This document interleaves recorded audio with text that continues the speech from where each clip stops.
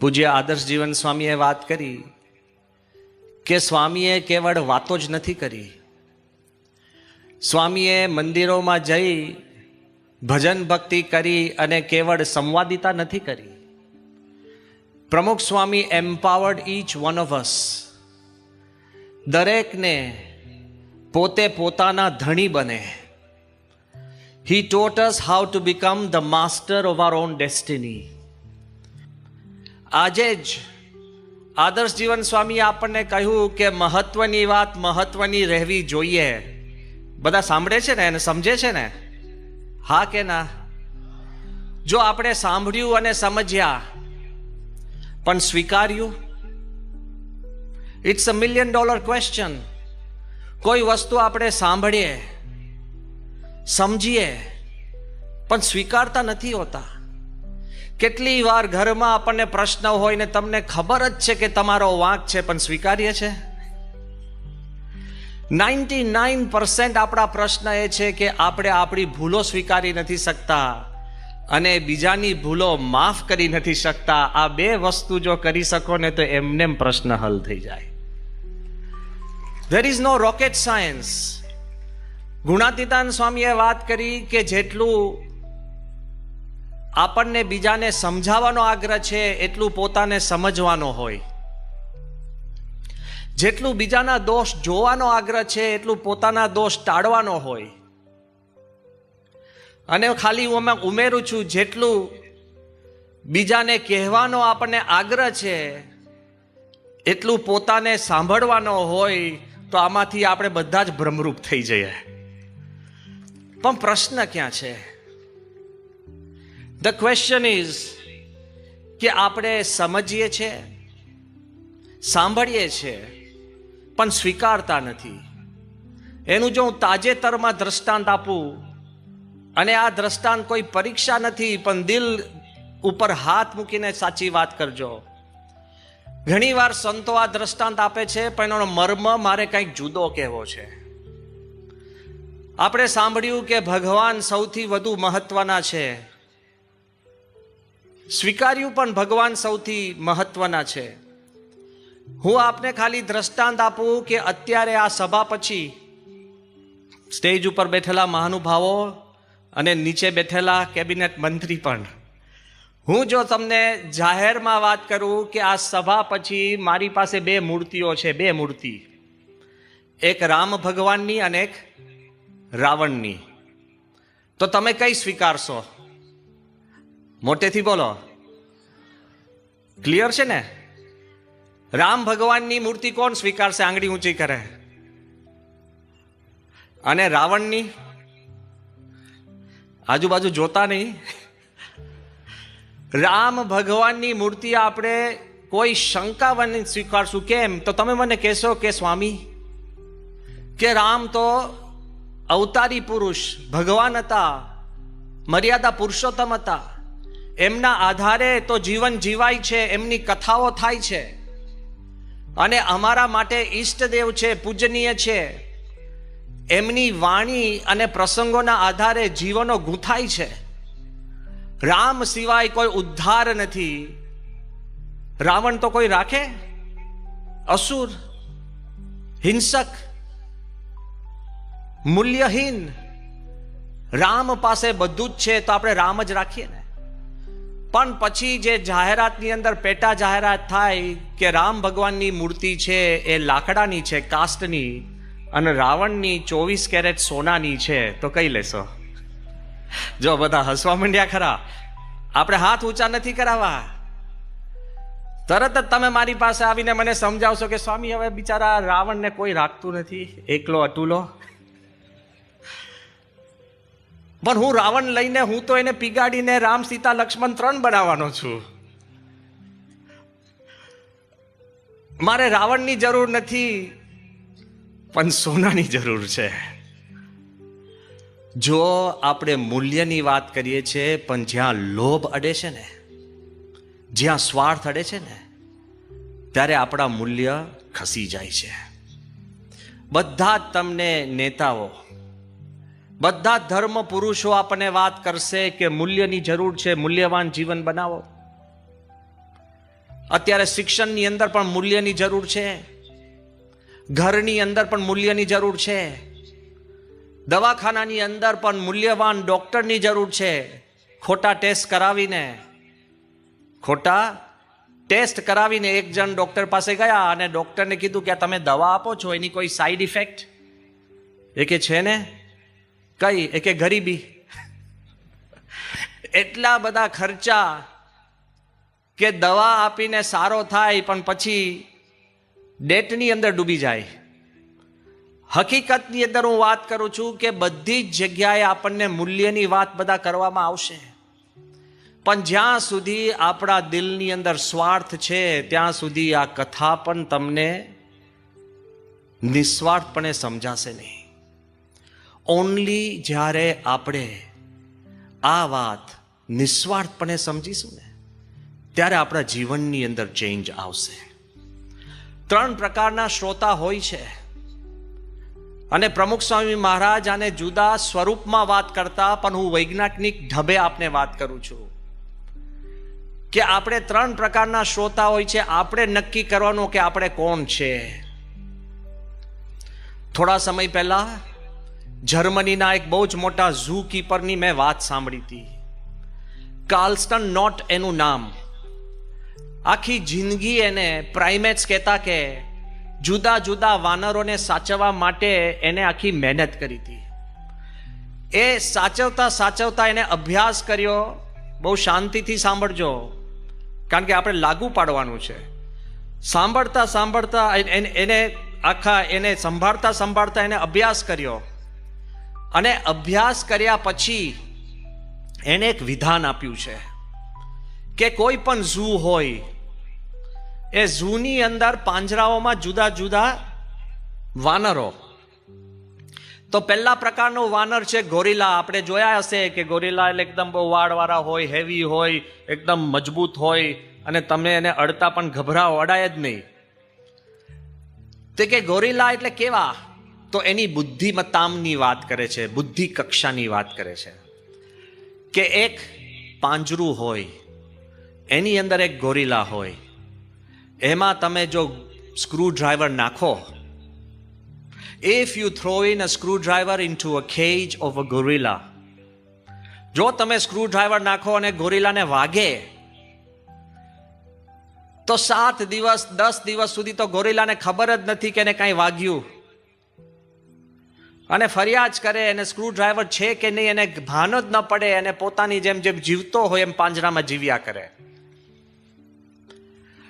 બીજા પ્રકારનું વાનર છે જેનું નામ છે ચિમ્પાન્ઝી.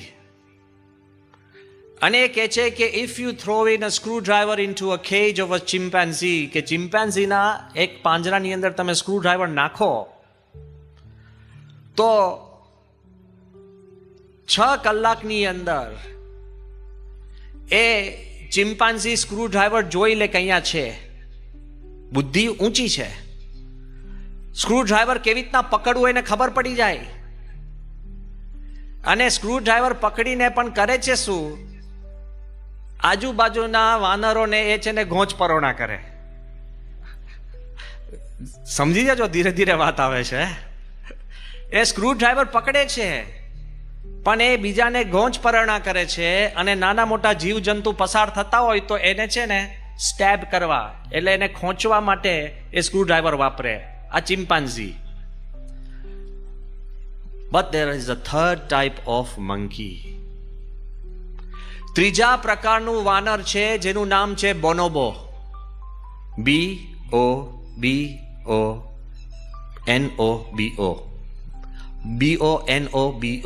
બોનોબો મંકી. એ કોંગો બેઝિનની અંદર આવે છે. એટલી બધી એની બુદ્ધિમત્તા છે, કક્ષા છે. ચાલવાની રીત પણ અમુક રીતે મનુષ્ય રીત છે. આંખો જોવાની આંખ ઘણીવાર એની ભીની થાય. બોનોબો પ્રકારનું જે મંકી છે એ જો પાંજરામાં હોય, હવે શાંતિથી સાંભળજો, એનું ભાષાંતર કરું છું. અ ગોરિલા 7-8 દિવસ સુધી ખબર જ નથી પડતી કાંઈક અથડાયું. ચિમ્પાન્ઝી અથડાય છે, પકડે છે, પણ બીજાને ખોંચે છે. બોનોબો એક પ્રકારનું મંકી છે કે if you throw in a screw driver, into the cage of a bonobo. Within 1 hour, it would have learned how to hold it, figured out how to use it, found the screws of the cage, unlocked the cage, and would be standing out. ભાષાંતર કરું છું કે બોનોબો એક જ કલાકની અંદર એ screwdriver પકડતા શીખશે. Screwdriver શેની માટે વપરાય છે શોધી કાઢશે, સ્ક્રૂ શોધી કાઢશે, અને જે પાંજરાના સ્ક્રૂ ખોલીને 1 કલાકની અંદર એ પાંજરાની બહારે ઊભો હશે. 3 પ્રકારના શ્રોતા છે, સમજી ગયા ને? ઘણાને આટલા બધા કથા વાર્તાના શબ્દો અથડાશે પણ જિંદગીભર ખ્યાલ નહીં આવે કે કાંઈક અથડાયું. નક્કી કરજો તમે કોણ છે, બીજાની આપણે આંગળી ચિંતા નહીં. બીજા પ્રકારના છે કે જ્ઞાન લેશે પણ બીજાને વાપરશે કે આને લાગુ પડે છે, આ ક્રોધ કરે છે, આને અહમ છે. નેવર હિમ.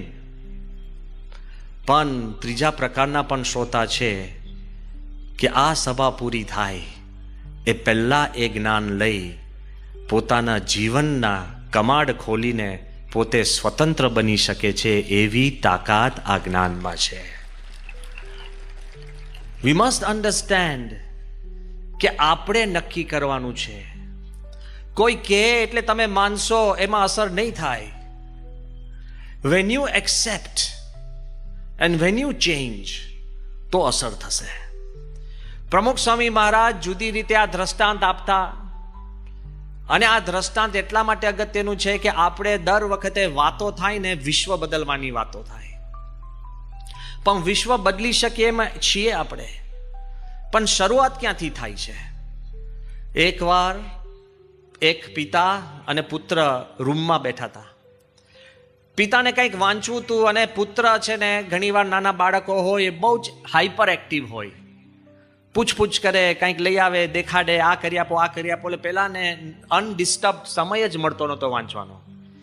એટલે પિતાએ નક્કી કર્યું કે આ મારો દીકરો બહુ હતપત છે, એને 1 કલાક, 2 કલાક, 3 કલાક માટે બિઝી કરવા માટે હું કંઈક એને ધંધે લગાડું. એટલે જે પોતે મેગેઝિન વાંચતા હતા એ મેગેઝિનની અંદર એક પાના ઉપર આખા વિશ્વનો નકશો હતો. એટલે પિતાએ એ છોકરાને વિશ્વનો નકશો પોતાના મેગેઝિનમાંથી ફાડી છોકરાને આપ્યો અને કીધું કે હું તને 10 મિનિટ આપું છું, તો આ બધા વિશ્વના જે નકશો છે, દેશ ક્યાં છે, તું બરાબર નક્કી કરી લે, અભ્યાસ કરી લે ને યાદ રાખ. 10 મિનિટ પછી પેલો છોકરો પાછો આવ્યો એટલે પિતા પછી હસવા લાગ્યા કે હવે એને ધંધે લગાડવું. એટલે નકશાના છે ને 20-25 ટુકડા કર્યા અને પછી કીધું કે હવે તું નિરાતે આખો નકશો ભેગો કરી આ થાય પછી મારી પાસે આવ. ઓફકોર્સ આવું જીક્સો પઝલ બનાવે ને નકશો અત્યારે હું તમને આપું ને, આપણે 5-15 દેશો ખબર હોય પણ નાના નાના લક્ઝમબર્ગ ક્યાં છે, આ ક્યાં છે, આઇસલેન્ડ ક્યાં છે, ક્યાં ખબર હોય, ઊંધા છતાં થઈ જાય. એટલે ધંધે લાગે અને એની પાસે કોઈ રેફરન્સ નહીં. પણ પિતાના મહા આશ્ચર્ય વચ્ચે છોકરો ખાલી 5-7 મિનિટમાં નકશો આખો ચોંટાડીને લાવ્યો. અમેઝડ. પિતા એકદમ આશ્ચર્યમાં પડી ગયા. એને કીધું કે ભાઈ આ તને તે કર્યું કે કોઈને કર્યું? કોઈની પાસે કે આપણે પહેલું જ પૂછે ને, તમારો છોકરો ઘણીવાર બહુ સારા માર્ક્સ લાવે તો તમને આઘાત લાગે, ઘણીવાર લાગે છે આપણને કે હારું એ જ હશે, આ કેમનું છે, શક્ય છે?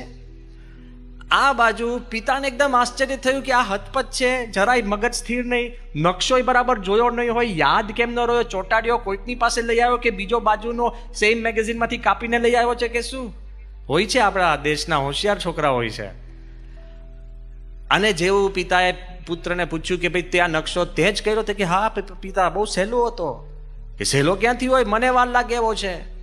એ કે જો તમે મને જે કાગળ આપ્યું હતું એની એક બાજુ નકશો હતો, મેં એને ઊંધું ફેરવ્યું ત્યારે એની પાછળ એક મનુષ્ય હતો, મેં તો ખાલી મનુષ્યને સીધો ગોઠવ્યો, એમાં દુનિયાનો નકશો સીધો થઈ ગયો.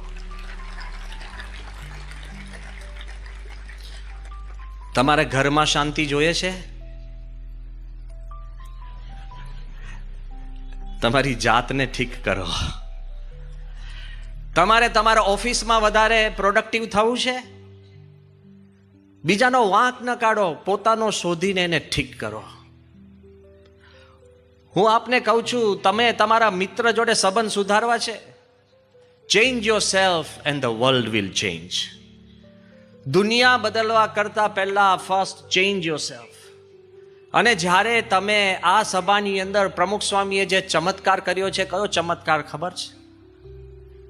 વાત સાચી છે કે પ્રમુખ સ્વામીના વેણે ચમત્કાર થતા, પ્રમુખ સ્વામી આશીર્વાદ આપતા, એનાથી સવાયું થતું. બીમાર હોય એ સાજા થયા છે, સંપૂર્ણ ગરીબ હોય એ ધનવાન થયા છે. અને અત્યારે મારે કહેતા વાંધો નથી કે દર વખતે જ્યારે ગુજરાતનું ઇલેક્શન આવે ત્યારે આપણા તે વખતના ચીફ મિનિસ્ટર નરેન્દ્રભાઈ મોદી સ્વામીની પેન હોય પ્રસાદીની, એનાથી જ ફોર્મ ભરતા. પણ મહા આશ્ચર્ય વચ્ચે કે એકવાર સાહેબે કીધું કે મારે ફોર્મ ભરવાનું છે તો પ્રમુખ સ્વામીની પ્રસાદીની પેન મોકલજો, અને સારંગપુરથી હું નીકળ્યો હતો. અને તે વખતે સ્વામીએ 2 પેન આપી. અને સ્વામી મને કહે કે આ ગુજરાતની અને આ દિલ્હીની મહિનાઓ પહેલા આપેલી, અને જુઓ અત્યારે ભારતને સ્વર્ગ બનાવવા બેઠા છીએ. વાત મારે એ કરવી છે કે સ્વામીશ્રીએ સહજતાથી પણ આશીર્વાદ આપ્યા હોય, એના સાક્ષી આપણે છે. પણ મોટામાં મોટો ચમત્કાર પ્રમુખ સ્વામીએ જે કર્યો હોય એ દરેક વ્યક્તિના જીવન પરિવર્તન કર્યા છે. There is no greater miracle than this. આ સભામાંથી તમારે કંઈક પ્રાપ્ત કરવું હોય તો આપની જાતને મુક્ત કરી દો. એ પછી થોડું વ્યસન હોય, I don't want to ask, you should know. કુટેવ હોય, કોઈને કહેવાની જરૂર નથી, તમે તો જાણો છો ને. સ્વભાવ હોય, નાની નાની વાતમાં ચીડિયાપણું. 2 દિવસ પહેલા એક બાળક મારી પાસે આવ્યો અને મને કહે કે સ્વામી મને તમે મદદ કરો. મેં કીધું શું કરવું? નાનકડો હતો, પીરસતો હતો. એ કે સ્વામી તમે કંઈક કહી શકશો? મેં કહ્યું કે કેમ? એ કે તમે 50% કામ કરી શકશો. લે, મેં કહ્યું હું 50% કામ કર્યું, મારી પાસે આવ્યો કેમ? એ કે મારા પપ્પા ને મમ્મી મને બહુ મારે છે, તમે 50% સુધારી દો તોય હું બચી જઈશ. 50% એટલે ફાધરને આપણે કહી શકીએ, મધરને ક્યાં કહી શકવાના છે? પણ બાળક જાણે છે કે નહીં? એ જાણે છે. કહેવાનો ભાવાર્થ એ છે કે આપણે આ સભામાં જો આપણે સાચી શ્રદ્ધાથી, સાચી ભક્તિથી કોઈ કાર્ય કરશું ને તો હકીકતની અંદર એનો ચમત્કાર થાય છે. જ્યારે અત્યારે આપણે દેશના 75 વર્ષ સ્વતંત્રતાના ઉજવવા ભેગા થઈએ છીએ, ત્યારે આપણે એક વિચાર પણ ભેગો કરવો જોઈએ ને રાખવો જોઈએ કે જેમ આગળ મેં વાત કરી કે આપણે ભગવાનને મહત્વના માનીએ છીએ, પણ જ્યાં સુધી આપણા અંતરમાંથી લોભ અને સ્વાર્થ જતો નથી ત્યારે મહત્વપણું મહત્વ રહેતું નથી. તો એ ગુલામી કહેવાય, સ્વભાવની ગુલામી. પણ હું આપને બીજું દ્રષ્ટાંત આપું છું. જે ભારતીય નથી, ભારતમાં જન્મેલા નહોતા, જેને આપણી ભાષા પણ આવડતી નહોતી, પણ ભક્તિ કઈ રીતે કરી છે એ સમજવા જેવું છે. આજથી વર્ષો પહેલાની આ વાત છે. પહેલું વિશ્વ યુદ્ધ શરૂ થયું અને એ વિશ્વ યુદ્ધની અંદર રોનાલ્ડ નિક્સન કરીને એક યુવાન બ્રિટિશ માણસ, પોતે કેમ્બ્રિજ યુનિવર્સિટીમાં અંગ્રેજી ભણાવે એ પ્રોફેસર, અને એ યુદ્ધ વખતે પોતે RAF કહેતા કે ફાઇટર પાયલટની અંદર જોડાયો. અને 1914 થી લઈ 1918 સુધી પહેલું વિશ્વ યુદ્ધ ચાલ્યું. બ્રિટન તરફથી રોયલ એરફોર્સની અંદર એક પાયલટ તરીકે, એરફોર્સના પાયલટ તરીકે એ પોતે સ્ક્વોડ્રન લીડર બન્યો. બુદ્ધિશાળી, આવડતવાળો, બાહોશ. અને તે વખતે એકદમ સાયરન વાગ્યું એટલે એ લોકોનો નિયમ હતો કે સ્ક્વોડ્રન લીડર એટલે ખબર પડી ને, પ્લેનોનો જે સમૂહ હોય એનો જે લીડર હોય એને સ્ક્વોડ્રન લીડર કહે. તો જેમ જહાજો હોય એને ફ્લીટ કહે, એમ પ્લેનનો સમુદાય હોય એને સ્ક્વોડ્રન કહે. તો આ રોનાલ્ડ નિક્સન એ પોતે પ્લેનમાં બેઠો, એની પાછળ બીજા 25-30 બીજા પાયલોટો જુદા જુદા પ્લેનની અંદર. જે એનો મુખ્ય લીડર હોય એ જે રીતે પ્લેન ઉડાડે એ રીતે બીજાએ ઉડાડવાના. એને પ્લેન ઊંચું લીધું. યાદ રહે, યુદ્ધની અંદર પીછે હટ કોઈ કરે ને એટલે કોર્ટ માર્શલ થાય. તમને અમે વેપન્સ આપીને યુદ્ધમાં મોકલીએ ને, પણ તમને લાગે કે હારું બહુ ગભરાટ લાગે છે, એમ કે પાછા વળો એટલે તમારા જ સોલ્જર્સ તમને પતાવી દે. કારણ કે એક ગભરું એ બીજા 500 ને ગભરાટ ઊભો કરે. ખ્યાલ આવ્યો ને? એક જ, આપણે તો એકદમ તરત જ થઈ જાય.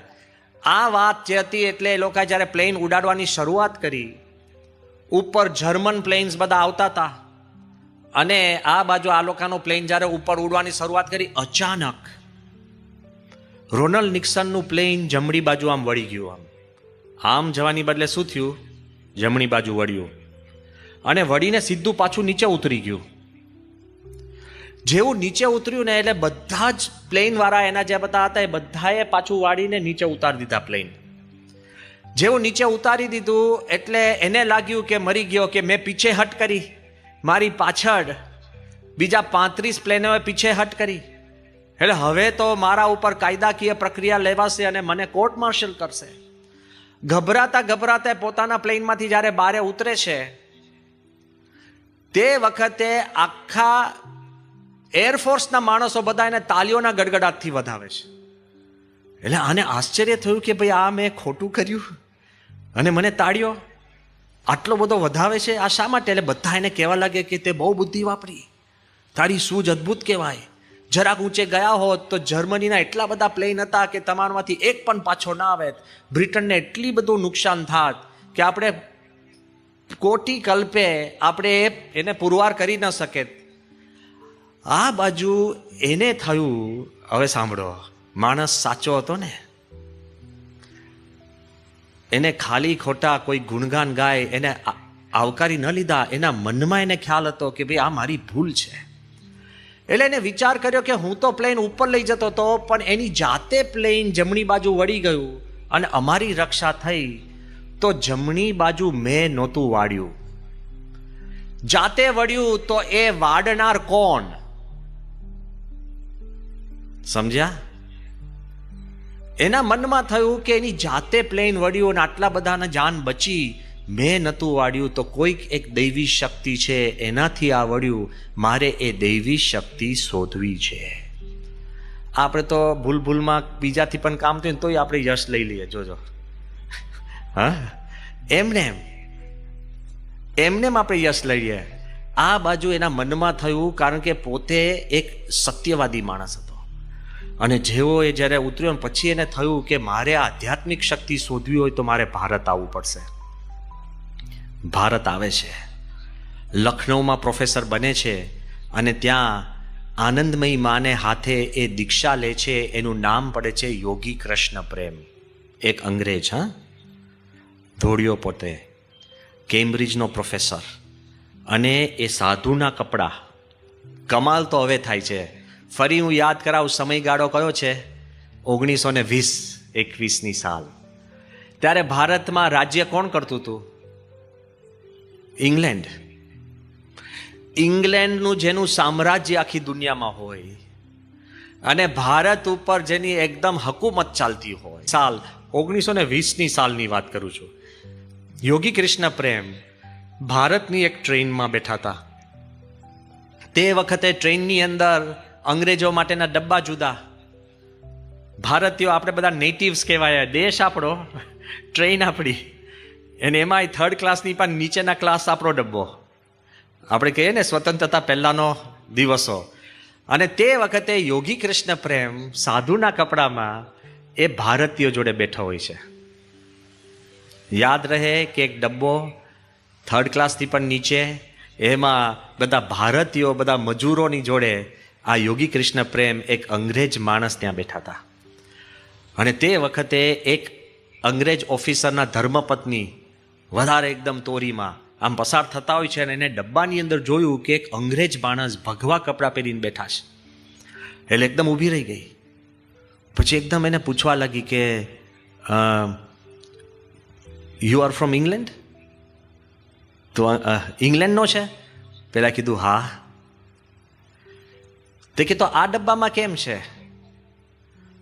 તે શું કહે છે કે I am English by birth, Indian by choice. જન્મથી હું અંગ્રેજ છું, પણ પસંદગીથી હું ભારતીય છું. એટલે આનો પિત્તો વધ્યો. એ કે શું કહે છે કે તને ભાન પડે છે કે ઇંગ્લેન્ડ તો એક બહુ મોટો સામ્રાજ્ય છે અને બહુ મોટું એક રાજવી દેશ છે, અને ભારત તો ગુલામ છે, અને ભારત ઉપર ઇંગ્લેન્ડની હુકુમત ચાલે છે, અને તું ઇંગ્લેન્ડને છોડીને ભારતમાં ઘૂસી ગયો. અને એને વાર્તાલાપ ઊંચાનો ઊંચા ટોને જવા જ લાગ્યો. આગળ કેવા લાગી કે તને ઇંગ્લેન્ડ પ્રત્યે કોઈ વફાદારી નથી. તને કીધું મેડમ, તમે ઘરે હતા તે વખતે હું ઇંગ્લેન્ડ માટે યુદ્ધ ખેલી ચૂક્યો છું. એ તો ઘરે બેઠા હશે. હું ઇંગ્લેન્ડ માટે યુદ્ધ ખેલી ચૂક્યો છું. તો પેલા બેન કહે છે કે તો તે ઇંગ્લેન્ડને દગો કેમ દીધો? Why have you betrayed your country? દગો કેમ કર્યો? એ વખતે ધીરે રહીને યોગી કૃષ્ણ પ્રેમે એની પાસે એક નાની થેલી હતી. એ થેલીમાંથી એને કૃષ્ણ ભગવાનની મૂર્તિ કાઢી અને કીધું, madam, can great Britain give me Krishna? આખું ઇંગ્લેન્ડ સામ્રાજ્ય ભેગું થઈને મને કૃષ્ણ આપી શકે એમ છે? તો પેલે કીધું કે ના, તો ઇન્ડિયાએ મને કૃષ્ણ આપ્યા છે. ભક્તિ કરવી એ લાચારીથી નહીં, ભક્તિ કરવી એ ખુમારીથી કરવી. બચારાપણા થઈને ભક્તિ નહીં કરતા. તમે જે ઈષ્ટદેવમાં માનો, જેમાં ભક્તિ કરતા હો, તમે જે ગુરુમાં માનતા હો, ખુમારીથી કરજો ને. એ ઝઘડ્યા નથી અને બેન જોડે જીભા જોડી નથી કરી, પણ લેશ માત્ર પોતાના ઈષ્ટદેવ માટેની ભક્તિ લેશ માત્ર એની ઓછી થઈ નથી. પ્રમુખ સ્વામી મહારાજે આપણને એ જ શીખ્યું છે કે ભગવાનને પ્રધાન રાખો. તો હમણાં જ આપણે વિડીયોમાં જોયું, નાનામાં નાની જગા હોય, નાનામાં નાની ક્રિયા હોય, કેવળ ભગવાન જ આગળ, ભગવાન જ બધું કરે છે. લેશ માત્ર પોતાની વાત હતી જ નહીં. હું અત્યારે જ આપને વાત કરું, ભગવતચરણ સ્વામી છેલ્લે મને યાદ આવ્યું, વર્ષો પહેલા મહુધામાં મૂર્તિ પ્રતિષ્ઠાનો ઉત્સવ હતો. મહુધા, અને મહુધાની અંદર બાપાનો એક નાનો ઉતારો હતો. પહેલા કોઈકને મેળે, કાંતિભાઈના ઘરે, મને નામ નથી યાદ પણ એમને યાદ છે કારણ કે એ હાજર હતા. અને ત્યાં આગળ મેળા ઉપર પ્રમુખ સ્વામી મહારાજ શાંતિથી પત્ર લેખન કરતા હતા, અને બાપાની મોજડી કાઢેલી બાજુમાં બેઠી હતી. ધર્મચંદ સ્વામી બાજુમાં બેઠા હતા, અને પછી ભગવતચરણ સ્વામી આવ્યા, અને હું પણ બાપા પાસે ત્યાં ગયો. સંતો કીર્તન ભક્તિ કરતા હતા, અને તે વખતે બાપા જોડે વાર્તાલાપ શરૂ થયો પ્રમુખ સ્વામી સાથે. એટલે મેં સ્વામીની મોજડી હાથમાં લીધી. મેં કહ્યું, બાપા, આ તમારી મોજડીમાં એટલી દિવ્યતા છે કે કોઈને આ પેંગડામાં પગ આવે એવા નથી. પ્રમુખ સ્વામીની દિવ્ય મોજડી, એમનું કાર્ય, એમના પગલા, કોનો પગ એમાં પ્રવેશ કરી શકે? એટલે એ બધી વાત ચાલતી હતી. એટલે ભગવતચંદ સ્વામીએ વાત કરી કે બાપા, આપે કેટલા કાર્ય કર્યા, કે ભલ ભલા જુએ તો એમને કોઈકને ઈર્ષ્યા આવે કે ઓહો, આટલું કામ, આટલું કામ, આટલું કામ. એટલે પછી મેં ઉમેર્યું, મેં કહ્યું, બાપા, તમને ખબર છે તમે શું શું કામ કર્યા? અને તમારા કામનું મેં કીધું કે અમે લિસ્ટ બનાવ્યું કે તો તમને જ તમારી ઈર્ષા આવશે, એવી મેં ખાલી વાત કરી. આ તો અમારી એકદમ મિત્ર ભાવની ગોષ્ઠી ચાલતી હતી. અને તે વખતે બાપા પત્ર લખતા હતા, અને પછી સ્વામીએ ઉપર જોયું, અમે બે બેઠા હતા, અને સ્વામી કે તું કે છે લિસ્ટ બનાવો, લિસ્ટ બનાવો. સ્વામી કે શ્રીજી મહારાજે ક્યારે લિસ્ટ બનાવ્યું ભગવાન સ્વામિનારાયણે કે અમે આ કામ કર્યા? ગુણાતીતાન સ્વામીએ ક્યારે લિસ્ટ બનાવ્યું? ભગતજી મહારાજે લિસ્ટ બનાવ્યું? શાસ્ત્રી મહારાજે લિસ્ટ બનાવ્યું? યોગીજી મહારાજે લિસ્ટ બનાવ્યું? સ્વામી કે હું માનું કે હું કરું તો લિસ્ટ બનાવું ને, કામ તો મહારાજ કરે છે. લે, અને આપણે લેશ માત્ર ન કર્યું હોય ને તોય આપણને કોક મળે કે અમારું લંડનમાં મંદિર છે, જોઈ આવજો. લે, તમે તો ગયા જ નથી. પણ પ્રમુખ સ્વામીનો નેચર કેવો હતો? આટલું કર્યા પછી લેશ માત્ર સ્પર્શ નહીં. આપણે કશું નથી કરી શકતા તો પણ એમની તાકાત કેવી હતી? જ્યારે કોઈ વ્યક્તિ નિસ્વાર્થપણે કેવળ ભગવાનને રાજી કરવા માટે કાર્ય કરતી હોય ને, ત્યારે ખુદ ભગવાન એનામાં આવીને કરી જાય. અને એ પોતે નથી બોલતા, એના અવાજમાં ભગવાન આવીને બોલી જાય છે. આ અનુભૂતિ હું તમને કહું, તમે કહો, બીજા કે એવા લાખો માણસોને અનુભૂતિ થઈ છે. પણ આપની આગળ મારે એક પ્રસંગ એટલે કેવો છે કે જે વાત કરી કે મહત્વની ભગવાનની વાત છે, ભગવાનને સ્વીકારવા, આવકારવા અને આપણા જીવનમાં રાખીને આપણા જીવનને મુક્ત કરવું, એ આપણો ધ્યેય છે. તો જ્યારે 2001ની સાલની અંદર ડોક્ટર એપીજે અબ્દુલ કલામ તે વખતે પ્રેસિડન્ટ નહોતા અને ભારતના chief scientific adviser to the prime minister of India A position હતી. DRDO ડિફેન્સ એન્ડ રિસર્ચ ઓર્ગેનાઇઝેશનના પોતે મુખ્ય ડિરેક્ટર તરીકે, ચેરમેન તરીકે એ પ્રમુખ સ્વામી મહારાજ પાસે આવ્યા અને કલામ સાહેબ પાસે મોટા મોટા નકશા હતા. પોતે અતિ નમ્ર અને નિર્માની. અકોર્ડિંગ ટુ મી, જો ભારતને સૌથી શ્રેષ્ઠ રાષ્ટ્રપતિ કોઈ આપણને પ્રાપ્ત થયો હોય તો ડોક્ટર એપીજે અબ્દુલ કલામ સાહેબ. કેટલા નમ્ર, કેટલા નિર્માની, અખંડ ભારતનું હિતચિંતક. ડોક્ટર એપીજે અબ્દુલ કલામ સાહેબ નીચે ફ્લોર ઉપર બેસી ગયા. સંતો અમે ચારે બાજુ, પ્રમુખ સ્વામી બેઠા હતા. હવે વાર્તાલાપ બહુ સમજવા જેવો છે, એટલું સાંભળવા જેવો નથી. એમને સ્વામીને વાત કરી કે સ્વામી, અમે 500 બુદ્ધિશાળી લોકો તમામ ક્ષેત્રોમાંથી, એટલે થોડા પોલિટિશિયન હોય, થોડા ઓફિસર હોય, થોડા ચાર્ટર્ડ એકાઉન્ટન્ટ, થોડા એન્જિનિયર, થોડા આર્કિટેક્ટ, થોડા મેનેજરો, થોડા કોર્પોરેટ વાળા, થોડા માલિકો, એમ કરીને કે તમામ પ્રકારના ક્ષેત્રોમાંથી 500 બુદ્ધિશાળી માણસો અમે 1 વર્ષ માટે ભેગા થયા છે. 1 વર્ષ. અને અમારા બધાના બુદ્ધિના વિચાર ભેગા કરી અને અમે સૌ એક મત ઉપર આવ્યા છીએ. તો વધારે અઘરું કહેવાય. બુદ્ધિશાળી લોકો એક મત ઉપર આવ્યા એટલે બહુ અઘરું છે, કારણ કે બુદ્ધિનો લક્ષણ જ છે ભેદ પાડવો. એ બુદ્ધિનું લક્ષણ છે. તો સ્વામીને કીધું કે અમે 500 તમામ ક્ષેત્રોમાંથી 1 વર્ષ વાર્તાલાપ કરીને અમે એક મત ઉપર આવ્યા છે કે 2020 સુધી, આ પાછો તમે વર્ષ પણ યાદ રાખજો, 2020 સુધી ભારતને કયા ક્ષેત્રમાં વિકાસ કરવો કે જેથી કરીને ભારત સંપૂર્ણ વિકાસશીલ બની જાય. અને પછી બાપાને 5 ક્ષેત્રો કીધા. પહેલું કીધું હેલ્થ એન્ડ એજ્યુકેશન, સ્વાસ્થ્ય અને શિક્ષણ. બીજું કીધું એગ્રીકલ્ચર, ખેતી. ત્રીજી વાત એમણે કરી ઇન્ફ્રાસ્ટ્રક્ચર. ઇન્ફ્રાસ્ટ્રક્ચર એટલે રોડ, રસ્તા, મકાનો, ઇલેક્ટ્રિસિટી, વીજળી. એ વિભાગમાં ભારતને મજબૂત કરવું પડે. ચોથી વાત કરી કે ઇન્ફોર્મેશન ટેકનોલોજી અને કમ્યુનિકેશન. ઇન્ફોર્મેશન ટેકનોલોજી એટલે કમ્પ્યુટર્સ અને કમ્યુનિકેશન એટલે આપણે ત્યાં જે મોબાઈલ, આ તે બધું ઇન્ટરનેટ ને બધું કરીએ છીએ એ. અને પાંચમી વાત એમણે એ કરી ક્રિટિકલ ટેકનોલોજી. ક્રિટિકલ ટેકનોલોજી એટલે genetic engineering, nano technology, nuclear energy. આ જે બધી વાતો આવે છે ને, એ જે નાના રૂમની અંદર પણ તમે બધા એક્સપેરિમેન્ટ કરી શકો. તો એમણે કીધું બાયોટેકનોલોજી. એવી ક્રિટિકલ ટેકનોલોજીમાં પણ ભારત આગળ વધશે ને તો ભારત તે પછી પાછું વળીને જોવું નહીં પડે. આ 2001ની સાલની હું વાત કરું છું, 20 વર્ષ પહેલા. અને જ્યારે બાપા આગળ આખી રજૂઆત કરી, 1 કલાક રજૂઆત ચાલી અને હું ભાષાંતર કરતો હતો. અને પછી એમને બાપાને કીધું કે બાપા કાંઈ આપનું કંઈક સુઝાવ હોય તો. હવે કોઈ તમને કહે 500 આવા બુદ્ધિશાળી માણસોએ વિચાર કરીને કીધું છે તો તમે પછી બોલવું એ જ આપણી મૂર્ખામણી કહેવાય ને. હા, ધીરે ધીરે બાપા આમ કરતો. હું એક્ઝેક્ટ બાપાના છે ને હાવભાવ કરું છું. સ્વામી કે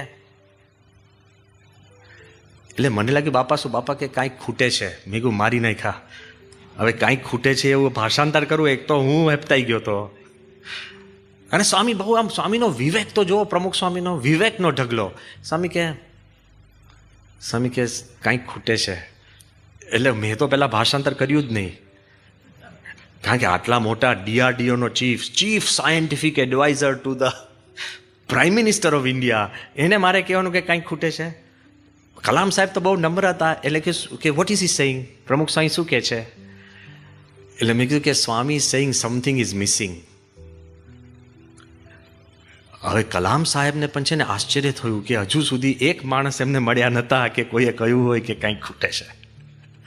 પ્રેસિડેન્ટ, પ્રાઇમ મિનિસ્ટર બધા પાસે જઈ આવ્યા હતા અને કોઈએ કહ્યું નહોતું કે આમાં કંઈક ખૂટે છે. અને બાપા કે કંઈક ખૂટે. પછી ધીરે રહીને એમને પૂછ્યું કે સ્વામીને પૂછો શું ખૂટે છે. એમ કહ્યું બાપા શું ખૂટે છે? સ્વામી કે ભગવાનમાં શ્રદ્ધા.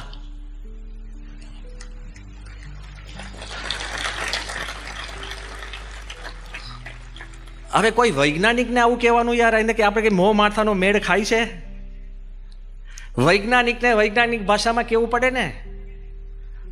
પણ મેં તો ભાષાંતર કર્યું કે પ્રમુખ સ્વામી ઇઝ સેઇંગ કે add a sixth faith in God. તરત જ કલામ સાહેબે સ્વીકાર્યું નથી. વૈજ્ઞાનિક, પ્રામાણિક, બુદ્ધિશાળી. એટલે એમને શંકાથી બાપા સામે જોયું અને શંકાથી સ્વામી સામે જોયું. એટલે પછી સ્વામીએ એના પછીના વાર્તાલાપમાં સ્વામીએ જે ભાવાર્થ સમજાયો, હું એમ કહું છું. સ્વામી કે સાહેબ, કોઈ પણ દેશનો વિકાસ, અહીંયા બધા સાંભળી લેજો, બધા બેઠા છે, કોઈ પણ દેશનો જે વિકાસ છે ને એ કેવળ રોડ, રસ્તા, GDP, બિલ્ડિંગો કે તમને વીજળી મળે એનાથી નથી થતો. દેશ એટલે આ વિકાસ છે, પણ દેશનું મૂલ્યાંકન, રોડ, રસ્તા એ બધું જરૂરી છે, પણ મૂલ્યાંકન શેનાથી થાય છે? By the character and calibre of the people of that country. દેશનું મૂલ્યાંકન નાગરિકની ગુણવત્તાથી થાય છે. સારામાં સારા સાધન સુવિધા હોય પણ નાગરિકો જ ચોર હોય તો વિચારજો. નહીં, આપણે કહીએ છીએ ને ઘણી વાર સંતો કે કોઈક મૂર્તિઓ શોધવા ગયો અને બહુ જ સારો મૂર્તિઓ, પહેલાં પૂછપૂછ કરે કે ભાઈ તારે કંઈ વ્યસન છે કે ના, ભણે છે કે બહુ જ સારું, કમાય છે કે કરોડો, અને બધું પૂછપૂછ કરે કે આટલો બધો સાયો, ડાયો, ડમરો, આવો કોઈ છોકરો મળે અત્યારે આ યુગની અંદર? કાંઈક તો ભૂલે કે તારી એક તો ખોટ હોય ને, કે શું કે જૂઠું બોલવાની. સાફ થઈ ગયું ને? બધું જ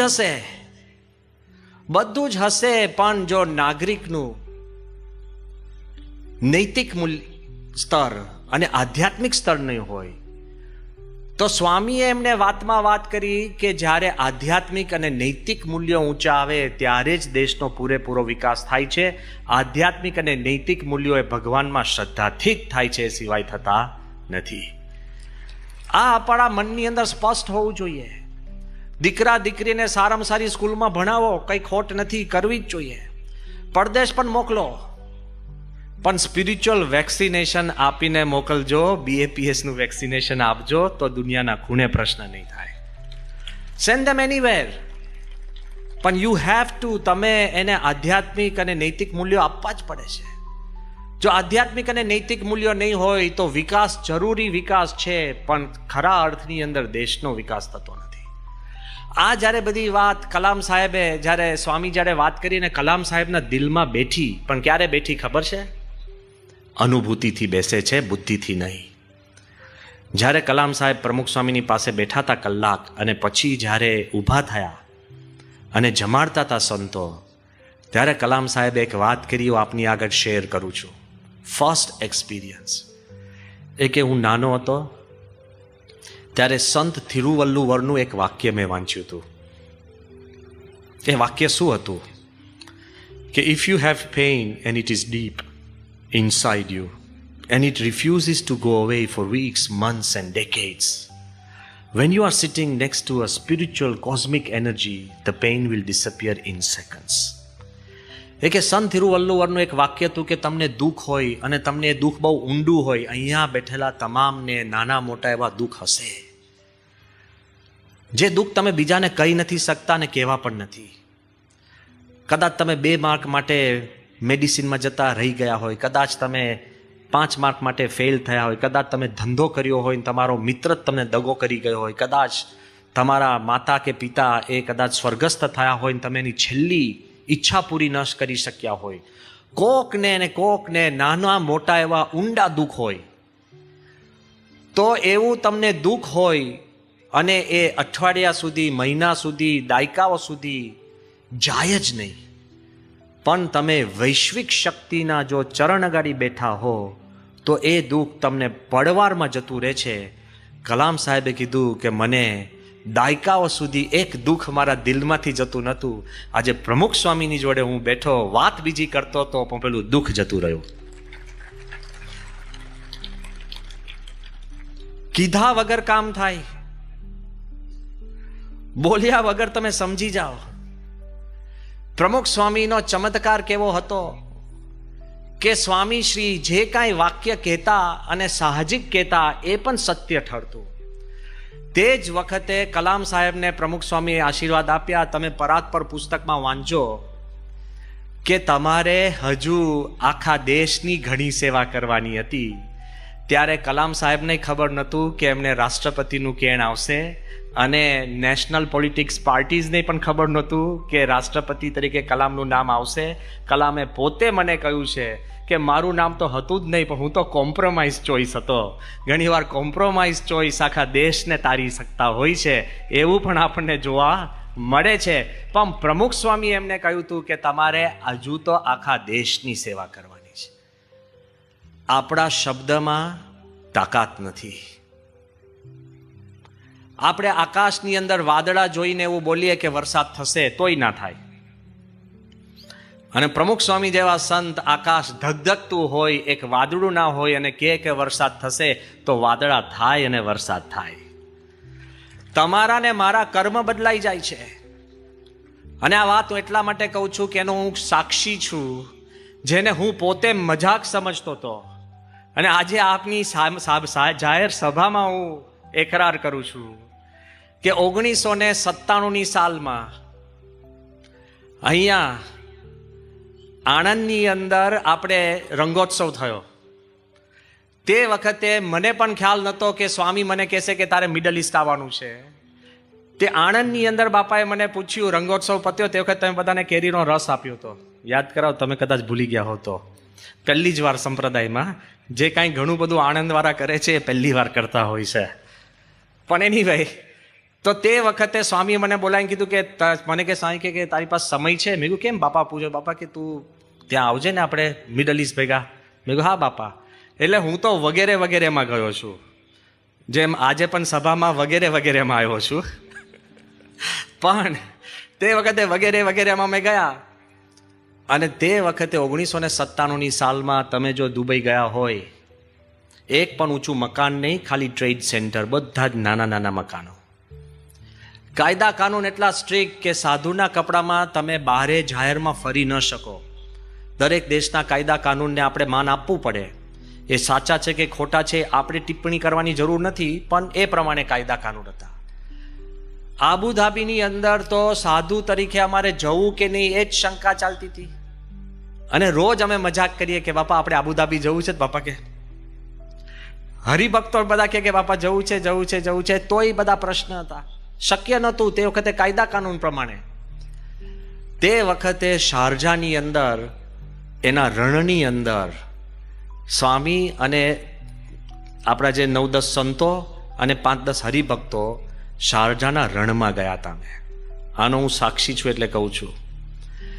અને ત્યાં બેઠા હતા અને એટલી બધી આપણે રેતીની ડમરી શરૂ થઈ, સ્ટેન્ડ સ્ટોર્મ શરૂ થયો કે અમારા બધાએ માથું ઓઢી અને નીચું મોઢું કરી, અને તમે આમ બોલવા જાઓ ને મોઢામાં રેતી આવી જાય, આંખ ખોલાઈને આંખો બંધ. અને સ્વામીએ પછી સીધી આરતી શરૂ કરી, મારી નાખ્યા ને. જેટલી આરતી બોલો એક કડીમાં અંદર તમારે રેતી જતી રહે અંદર. એટલે બધા માથું આમ કરીને આરતી, જય સદગુરુ સ્વામી, એમ ધીરે ધીરે આરતી ગાતા હતા એકદમ. પછી બાપાએ પાછું ભજન શરૂ કર્યું, આજે મારે ઓરડે લે. કોઈ ગાય ના ગાય એ પરિસ્થિતિ એકદમ. પછી બાપાએ છે ને ધૂન શરૂ કરી.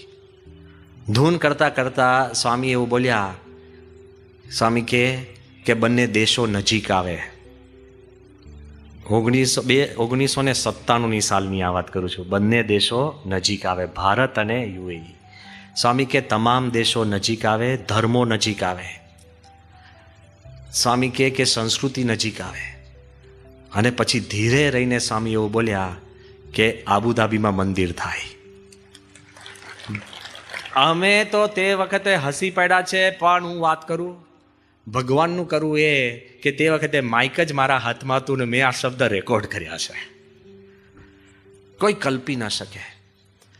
અને એનો ઇતિહાસ 2 મિનિટમાં વાત કરું કે એ તો થઈ ગયું. પછી 2001માં ગયા, પછી ગયા, જુદી જુદી વાત કરીએ. 2013ની અંદર કોઈને કલ્પના જ નહીં કે મંદિર થાય, થઈ શકે કે ના થાય.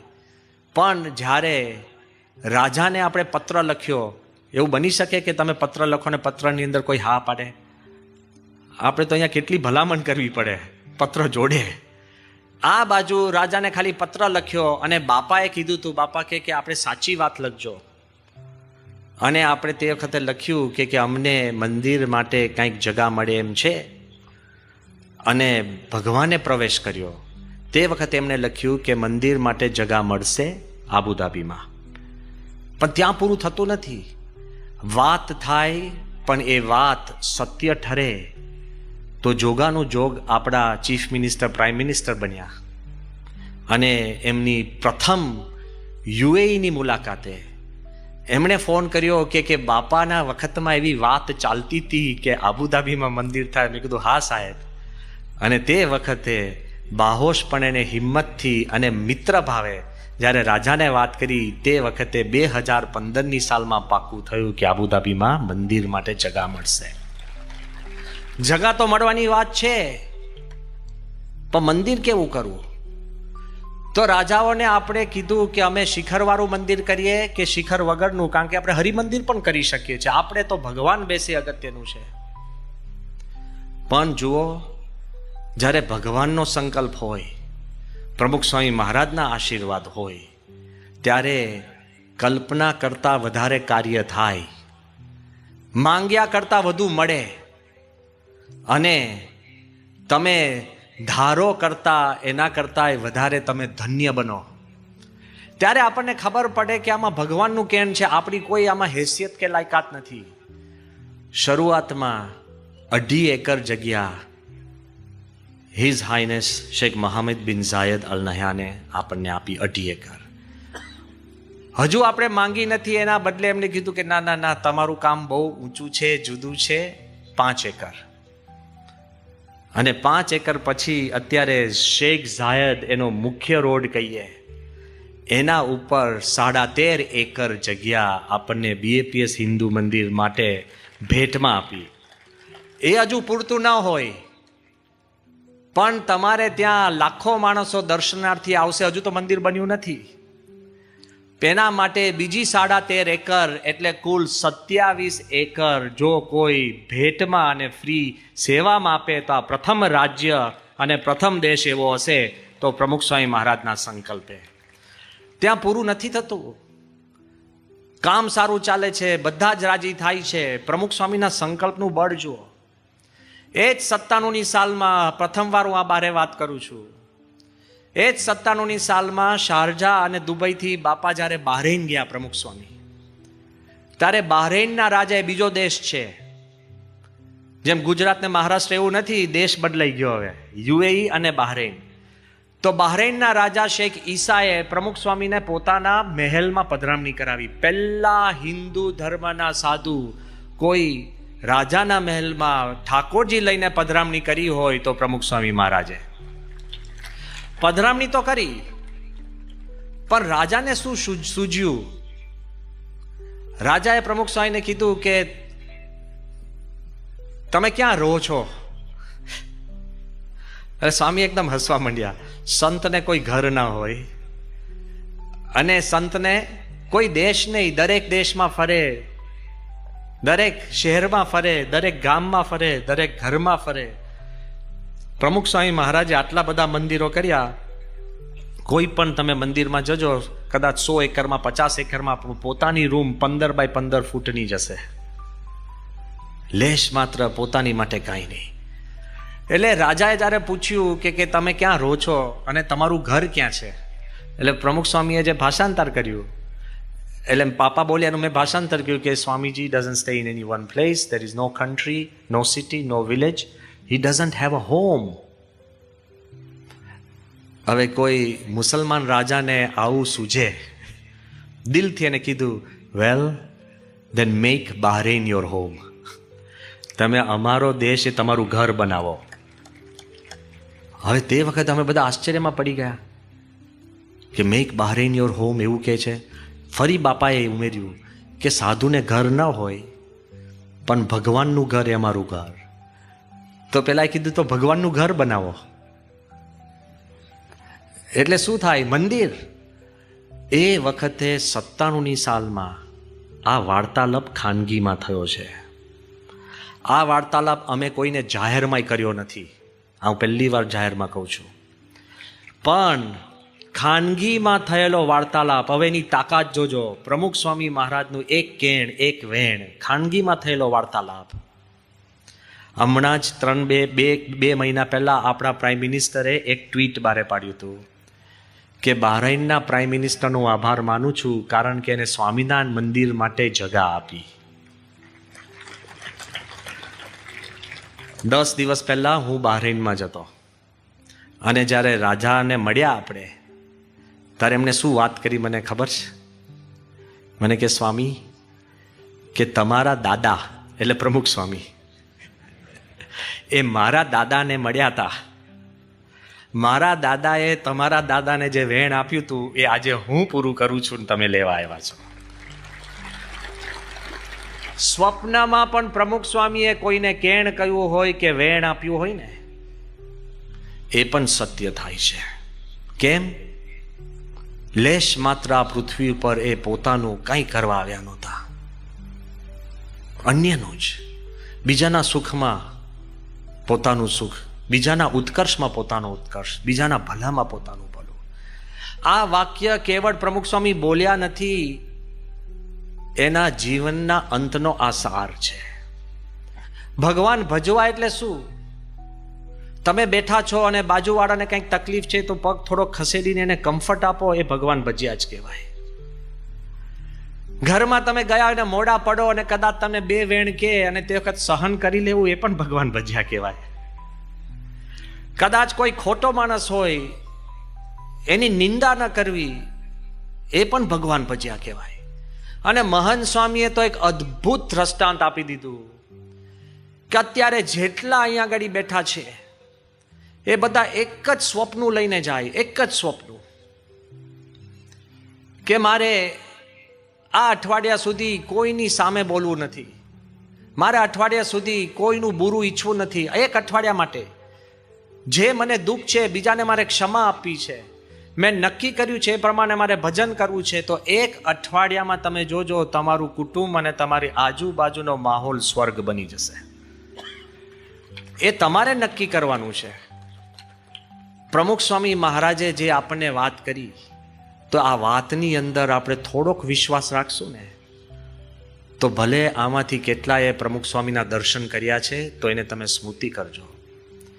કેટલાએ દર્શન નથી કર્યા પણ કોઈકે વાતો સાંભળી છે તો એની પણ તમે સ્મૃતિ કરજો. કોઈએ દર્શને નથી કર્યા ને વાતોય નથી સાંભળી અને કોઈ પ્રમુખ સ્વામીને મળ્યા જ નથી,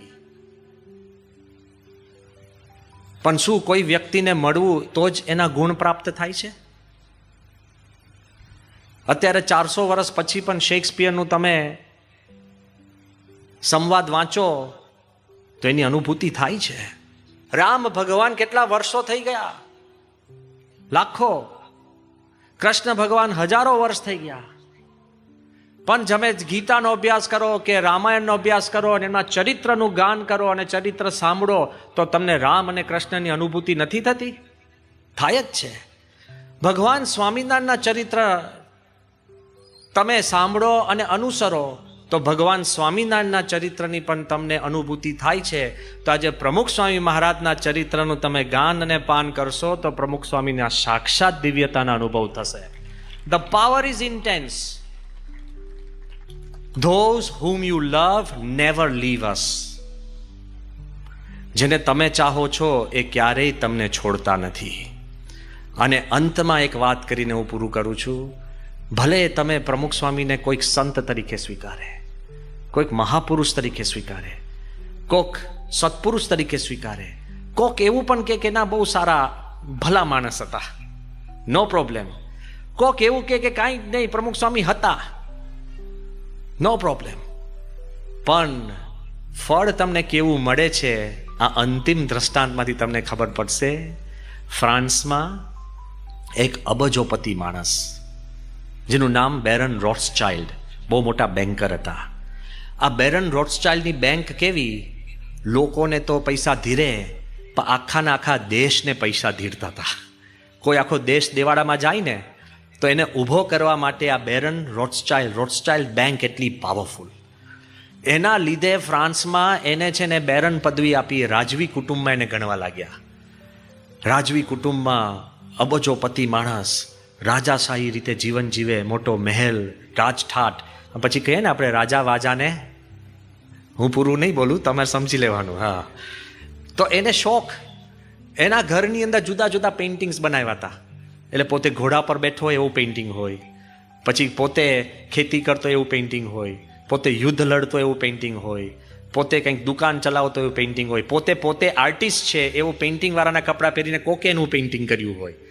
પણ એક પેઇન્ટિંગ એને ત્યાં નહોતું. જોજો હવે, કે પોતે ભિખારી હોય ને એવું પેઇન્ટિંગ નહોતું. લે હવે આવા શોખ કોને જાગે ભાઈ સાહેબ? આપણે તો સ્વપ્નમાં પણ એવો વિચાર નહીં. પણ રાજા એ કે બધા પ્રકારના મારા પેઇન્ટિંગ છે, પણ હું ભિખારી હોય એવું પેઇન્ટિંગ નથી. એટલે જે મોટો આર્ટિસ્ટ હશે ને કે જેનું પેઇન્ટિંગ, હવે ફાટલા બાટલા કપડાં તો પહેરો, પણ ભિખારી હોય એટલે પછી ખાધા વગર, એને મોઢામાં ગાલ ગળી જવા જોઈએ, આંખો બારે લબડી જવી જોઈએ, ચામડી કરચલી થઈ જવી જોઈએ, આમ ખરેખર ભૂખ્યો હોવો જોઈએ. હા, મોઢામાંથી થોડીક લાડ લબડતી હોય ને એ ટાઈપનું આખું. તો પેલું કે એના માટે તો તમારે 2-3 અઠવાડિયા છે ને ભૂખ ભોગવવી પડશે, મારી નાખ્યા. પણ પોતાની ઈચ્છા હતી કે હું ભિખારી છું એવું પેઇન્ટિંગ મારે કરવું છે. તો એને 3-4 અઠવાડિયા ખાધું નહીં, ભૂખ્યો રહ્યો, હાલ બેહાલ જાગતો રહ્યો, ફાટલા તૂટલા કપડાં પહેરી અને ઠીકરું લઈ અને પછી ગામના બજારમાં એ ઊભો રહ્યો હતો. આવી રીતના સામેથી આર્ટિસ્ટ પેઇન્ટિંગ કરતો હતો એનો. પણ એવો અસલ ભિખારી લાગે ને, કારણ કે 3 અઠવાડિયામાં તો ટીપાઈ ગયો હતો. એટલે એકદમ આમ ભિખારીની જેમ ઊભો હતો અને પેલો આર્ટિસ્ટ પેઇન્ટિંગ કરતો. એમાં એક છે ને વટે માર્ગું પાસરબાઈ પસાર થતો હતો ને એને એટલું બધું દિલ દ્રવી ગયું ને, ખરા ભિખારી આવો, કેટલા દિવસથી એને ખાધું નથી. એને છે ને 1 ફ્રેન્ક નાખ્યો, એને ખિસ્સામાંથી પેલાના ઠીકરામાં 1 ફ્રેન્ક નાખ્યો. એટલે આના માટે તો અપમાન થઈ ગયું ને. અબજો પતિને કોઈક 1 રૂપિયો આપે તો વધારે દુઃખ થયું, ભિખારી કરતાંય વધારે ભિખારી થઈ ગયો. એટલે એને છે ને પોતાનું માન ગવાયું. પણ જે એક્ટિંગ કરતો તો એમાં બદલી તો ન શકે, એટલે પોઝ તો પકડી રાખ્યો. પણ એના માણસને કીધું, સેક્રેટરીને, કે આ ક્યાં જાય છે ને તું જોઈ લે,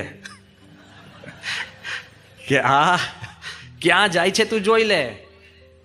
અને પછી પેઇન્ટિંગ તો પતી ગયું. અને 1 મહિના પછી પેલા માણસને ત્યાં લાખ ફ્રેન્કનો જથ્થો લઈને, પૈસા લઈને પેલો માણસ પહોંચ્યો. પેલો કે ભાઈ આ પૈસા શેના છે મારા? એ કે આ તારા પૈસા નથી, તારા કમાણીના પૈસા છે. પેલો કે કેમ? એ કે તને યાદ છે કે તે 1 મહિના પહેલાં કોઈક એક ભિખારીને તે 1 ફ્રેન્ક 1 રૂપિયો નાખ્યો હતો? એ કે હા, બિચારાની હાલત હતી ભયંકર. અને એ તો બીજે દિવસ જોઈને એવું મને લાગ્યું, બહુ દુઃખી થઈ ગયો. અને કે મારી તો આ રીત છે, કોઈ પણ એક ભિખારીને હું જોઉં તો કંઈક રૂપિયા મૂકું છું. એ કે પણ મારે તને કહેવું છે કે ભિખારી નહોતા, પણ બેરન રોથસ્ચાઇલ્ડ હતા. ભલે તે એને ભિખારી માનીને તે 1 રૂપિયો આપ્યો હોય, પણ એ હતા તો બેરન રોથસ્ચાઇલ્ડ.